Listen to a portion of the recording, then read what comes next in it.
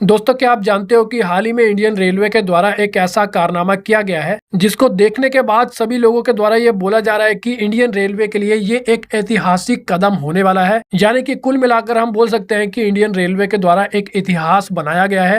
और दोस्तों, Indian railway के द्वारा ये जो बड़ा कारनामा किया गया है, इसका सीधा सीधा फायदा ट्रेन में सफर करने वाले सभी यात्रियों को मिलने वाला है। तो चलिए दोस्तों, फिर बिना टाइम वेस्ट करे सीधे बात करते हैं इंडियन रेलवे के द्वारा किए गए इस बड़े कारनामे के बारे में। तो दोस्तों, आपने डीएफसी का नाम तो सुना ही होगा, यानी कि डेडिकेटेड फ्रेट कॉरिडोर। अब आपकी जानकारी के लिए मैं आपको बता दूं कि डेडिकेटेड फ्रेट कॉरिडोर एक ऐसा कॉरिडोर होता है जहां पर केवल माल गाड़ियों को ही चलाना अलाउड किया जाता है। यानी कि सिंपल भाषा में हम बोल सकते हैं कि डेडिकेटेड फ्रेट कॉरिडोर एक प्रकार से एक अलग पटरियों को बोला जाता है, जिन पटरियों पर केवल माल गाड़ियों को ही चलाया जाता है। लेकिन दोस्तों, इंडियन रेलवे के द्वारा पहली बार एक डेडिकेटेड फ्रेट कॉरिडोर पर पैसेंजर ट्रेन को चलाकर इतिहास बना दिया गया है।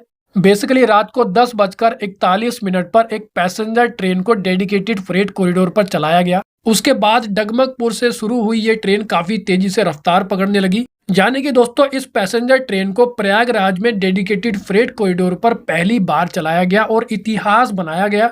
लेकिन दोस्तों, इस पैसेंजर ट्रेन को डेडिकेटेड फ्रेट कॉरिडोर पर जिस रफ्तार से चलाया गया, उस रफ्तार के बारे में जानकर आपको भी काफी ज्यादा अच्छा लगने वाला है। क्योंकि आपकी जानकारी के लिए मैं आपको बता दूं कि जब रात को 11:34 पर यह ट्रेन ऊंचडी रेलवे स्टेशन के पास पहुंची, तो इस ट्रेन की स्पीड 100 किलोमीटर पर आवर से ज्यादा हो चुकी थी। और ऐसा बताया जा रहा है कि पूरे सफर में इस ट्रेन की जो एवरेज स्पीड थी वो 92 किलोमीटर पर आवर देखने को मिली, जो कि राजधानी एक्सप्रेस ट्रेन की स्पीड से भी ज्यादा है। क्योंकि जो राजधानी एक्सप्रेस ट्रेन है उसको 85 से 87 किलोमीटर पर आवर की एवरेज स्पीड से चलाया जाता है, लेकिन ये जो ट्रेन है उसको 92 किलोमीटर पर आवर की एवरेज स्पीड से चलाया गया था। अब दोस्तों, रेलवे के जिन अधिकारियों के द्वारा इस कारनामे को पूरा किया गया, उन अधिकारियों के द्वारा बोला गया कि रेलवे जब कहेगा, जितनी ट्रेनें कहेगा उतनी ट्रेनें ये अधिकारी डीएफसी पर चलाने के लिए तैयार है। अब दोस्तों, जैसा कि मैंने आपको बताया था कि डेडिकेटेड फ्रेट कॉरिडोर पर केवल माल गाड़ियों को चलाया जाता है, लेकिन अगर पैसेंजर ट्रेनों को भी डेडिकेटेड फ्रेट कॉरिडोर पर चलाना शुरू कर दिया जाएगा,